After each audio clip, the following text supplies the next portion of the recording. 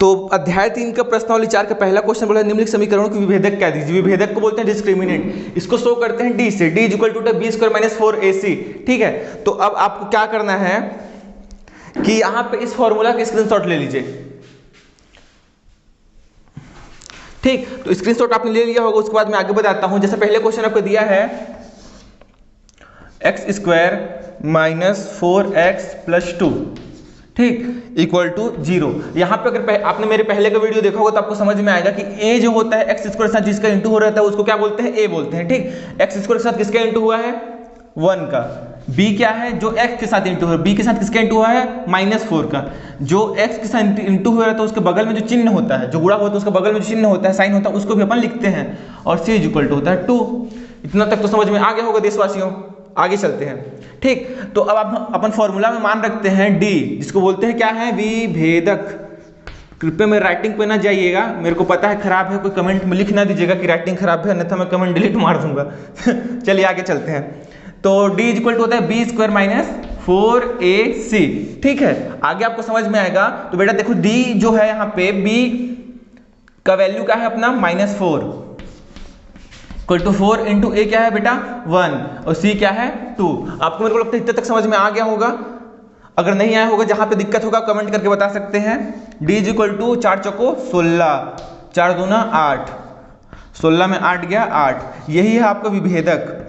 ठीक है, बहुत ही ज्यादा इजी है। इसके लिए आपको एक फॉर्मूला याद करने का फॉर्मूला होता है d equal to b square minus 4ac। जब आप उस फॉर्मूला को याद कर लेंगे तो उसमें सिर्फ वैल्यू को आपको पुट कर देना है, जो आपको वहां समीकरण दिया रहेगा a b c निकाल लेना है, वहां पे आपको वैल्यू को पुट कर देना है, उसके बाद आपको सीधा आ जाएगा आंसर। ये देखिए, अब इसके बाद आपका नेक्स्ट क्वेश्चन जो बोला है मूलों की प्रकृति ज्ञात कीजिए।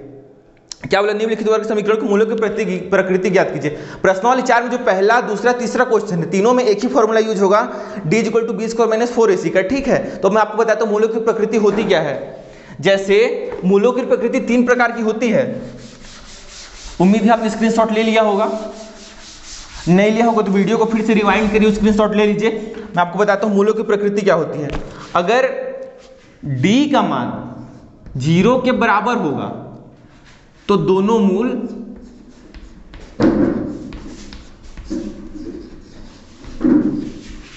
समान होंगे। मैं आपको बार बार बोल रहा हूं, मैं राइटिंग के ऊपर कोई कमेंट ना करेगा। ठीक है, आगे चलिए। अगर d का मान बड़ा होगा 0 से तो मूल वास्तविक तथा असमान होंगे।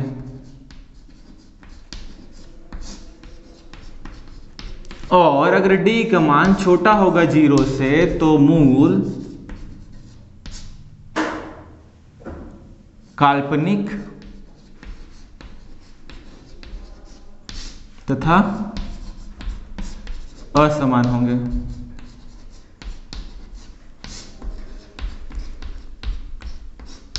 ठीक है, तो अब देखिए d के मान जब 0 के बराबर होते हैं, जब अपन d इक्वल टू निकाले थे बी स्क्वायर माइनस 4ac, अगर वो 0 आता है तो दोनों मूल समान होंगे। मूल क्या होता है आपको बताता हूं। पहले अगर वर्ग समीकरण पढ़े होंगे तो अपन निकालते क्या कहते हैं, x के 2 मान आते थे, x इक्वल टू इतना, x इक्वल टू इतना, 2 मान आता है तो उसी को बोलते हैं मूल। ठीक है, तो अगर उसी को बोल रहा है कि दोनों मूल समान होंगे। अगर d इक्वल टू 0 आता है दोनों मूल समान होंगे। अगर d का मान बड़ा आता है, 0 से बड़ा का क्या मतलब है, 1 2 3 4, ये अगर सारा कुछ आता है दोनों मूल वास्तविक तथा असमान होंगे। अगर d का मान छोटा होता है 0 से छोटा मतलब -1 -2 -3, ये अगर सारा कुछ आता है तो मूल काल्पनिक तथा असमान होंगे। मेरे को लगता है आपको समझ में आ गया होगा, कृपया इसकी स्क्रीनशॉट ले लीजिए। अब आगे चलते हैं। मैं पहले आपको एक क्वेश्चन बना के दिखाता हूं, है ना। पहला क्वेश्चन क्या बोला है आपका, दूसरा का पहला, x square minus 4x plus 4 is equal to 0। ठीक है, अब यहाँ पे a क्या है 1, b क्या है -4, c क्या है 4। फॉर्मूला अपने क्या होता है विभेदक का, d equal to b square minus 4ac। d equal to b square मतलब -4 का square into 4 into a into c।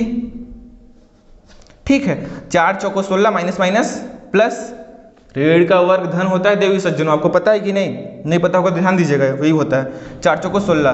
तो d इक्वल टू कितना आ गया आपका 0।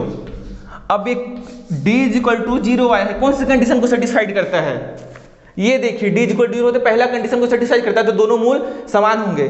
तो आप लोग इसके बाकी क्वेश्चन सॉल्व करके देखिएगा, अगर नहीं बनेगा तो कमेंट करके बताइएगा, मैं आपको नया वीडियो ला के दे दूंगा, ठीक है। अब चलते हैं आगे। प्रश्न तीसरा में बोला है k का मान ज्ञात कीजिए जबकि दिए गए समीकरण के मूल वास्तविक व असमान होंगे। कृपया आप लोग इसका स्क्रीनशॉट ले लीजिए। अब आगे चलते हैं अपन।